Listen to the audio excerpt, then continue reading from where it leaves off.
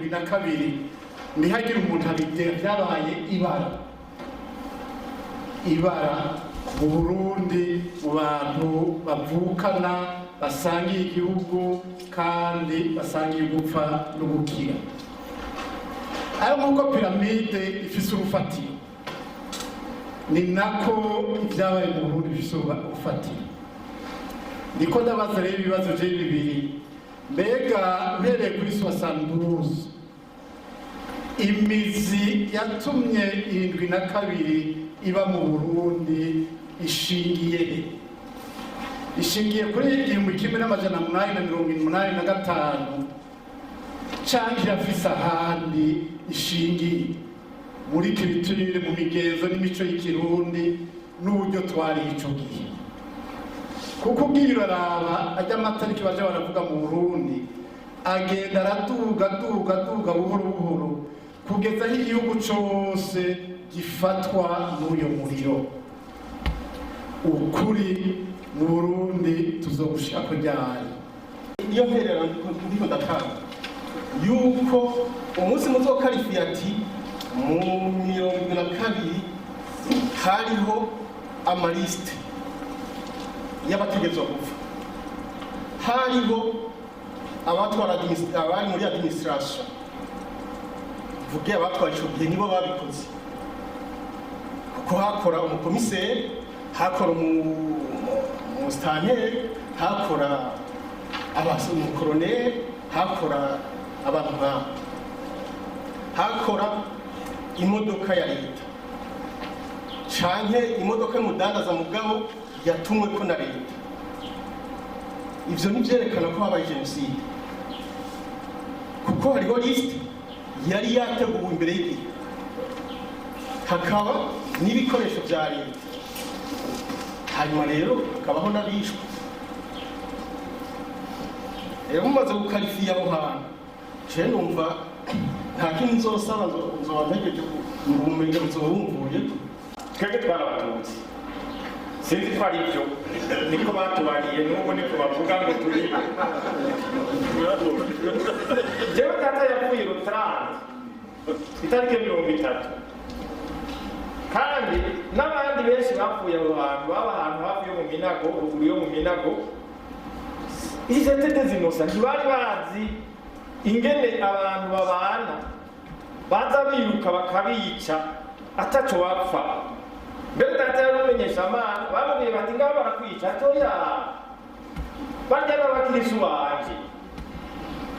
Hanyuma mu nyuma arashika ahandi kumbure batamuzi, baca baramwica. Rero hariho ubuganye nabo bavuga bati aba nibo batanguye intambara, nibo batanguye kwica. Natwe ibyo twumvise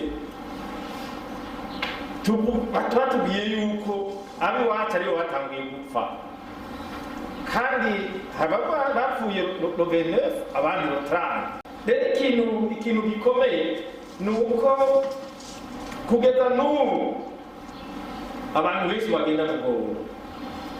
Uravye mu gihugu abantu benshi bagenda n'ubwoba, uwo ari wese agira uko data bamwishe na jewe niko bazonyica.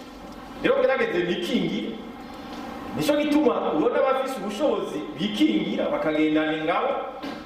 Kandi ikindi ni uko abantu benshi baratinya kuvuga ukuri, ukagira ati ndavuga uyu munsi barashobora guca barabafasha bakanyica. Sinzi ngene mu proteger les témoins abantu bababwira ibintu cyangwa bahuka kuvuga ukuri nk'uko turiko turavuga.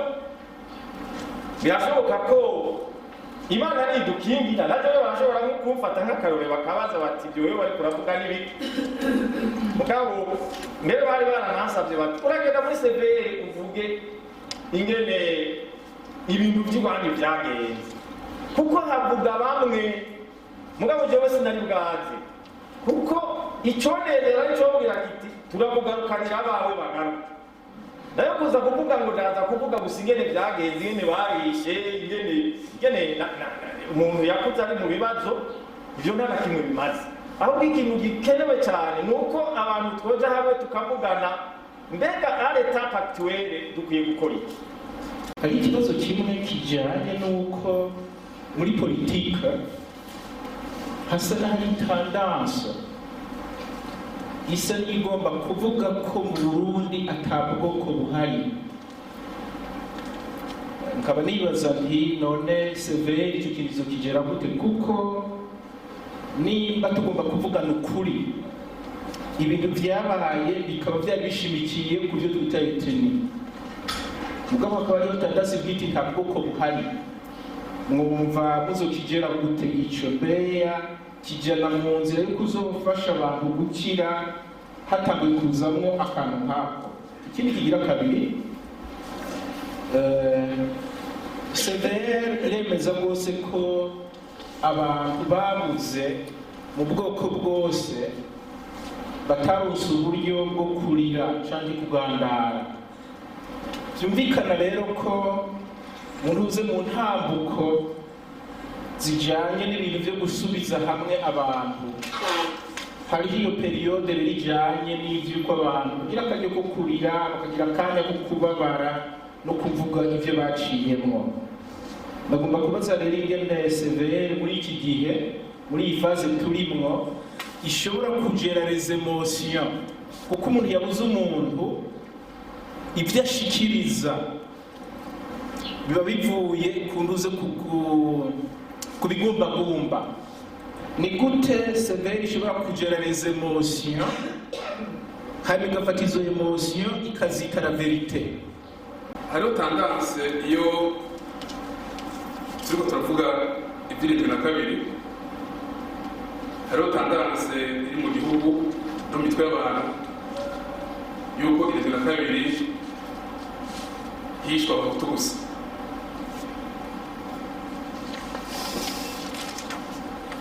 Mwebwe muri severe n'uko muravuga igihe mugerageza mukamera nk'aberekana ko hishe ubwoko bwose, ariko muri icyo nokwita uko abantu babifata muri rusange nabo murabizi, hariho tendance yo kwerekana yuko hishwe abahutu gusa. Hari muri kibazo cyakiza n'iki, hari version ku byerekana kabiri, hariho version y'abahutu na version tuzi. Ngira ko turi mu severe turi mu biganiro tukwiye kubiko tukuruka. Uvuganye n'umukuru wa mbere w'umutuzi, version aguha itandukana n'iyo uvuganye n'umuhutu. Hamara kuri faze rero ya reconciliation, iyo bikimeze uko bizotugora iyo reconciliation dushikako umugozi uri mu avansa, ikintu gisa n'umwara avansa mu kare nicyo turimo turajamo. Nkagira mbega hoboneka kujya ukuri ni kumwe, ukuri ni guhinduka, mugabo abantu bamanipira ukuri ku nyungu zabo. Bizogenda gute ngo twavanze turi kumwe dufise la version sur la planification, le développement des faits n'abahoteli ku byabaye muri 72? fatiye ku bucuti hamwe ngo tuhuza n'akarorero ugasanga kumure ibyabaye byakozwe na leta, kubera rwose ku bintu nabusibwe byabaye igitero biragoye kumva ko nta mamashini aturuka mu ijoro saa 9 kw'imiriro na saa 10 bashobora abantu bakabirukana. Umwe yamaze kwibwa se ngo zajya twaca batwirukana kugira ngo imodoka yamwerekana, hanyuma imiduga igashitanga gusumba abantu muri kazi kabatanga muri ibyo bihugu. Iyo kirimo ubutegetsi, kirimo basha gutabara, kirimo basha gukora ibyo bintu, mbega n'amatohoza usanga ari leta yabikoze, kubera akorasiyo y'existence de l'État et citoyen duca twizana nk'umuryango uko leta n'umuvyeyi, abantu akaba ari abana, abenegihugu canke abanyagihugu ni abana ku musaza, mumfasha kwitahura mwumvirize. Mbega n'umusanga ari leta, ni ukuvuga ngo umuvyeyi niba yirusha mu bana akarimagura kugira ngo bavyerekane. Mbega musanga ariko byagenze iryo bana yabaye umuvyeyi yahindutse abana akabiranamo kugira ngo mwabyerekane kuko n'ibindi mutarashobora kubona. rero ikibazo ngira ni iki byo kujyana kubikuriranira mbega leta iri ubu iyo izoca isaba imbabazi abarundi ku izina rya leta y'icyo gihe cyangwa bizogenda gute